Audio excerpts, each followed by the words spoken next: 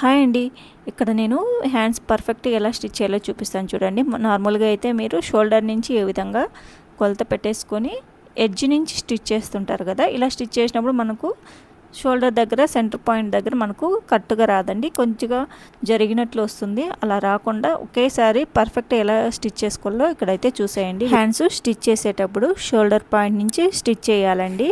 Blouse shoulder పైన hand Tux point వచ్చేటట్లు చూసుకోవాలి. అక్కడి నుంచి మనము స్టిచ్చింగ్ అయితే స్టార్ట్ చేయాలండి. ఇలా అయితే ఒక సైడ్ అయితే మనం స్టిచ్ చేసాం కదా.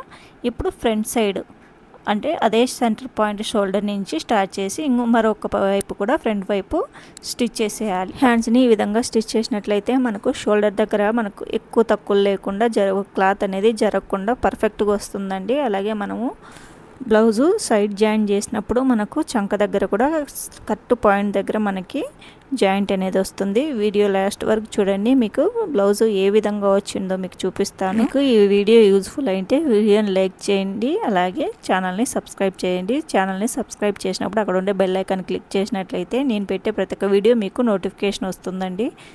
కొత్తగా చూస్తున్నట్లయితే ఛానల్ అయితే సబ్స్క్రైబ్ చేసుకోండి. చూడండి, ఇలా మొత్తం స్టిచ్ చేశాక చివరగా మనకు కుట్టు వేసుకోవాలండి.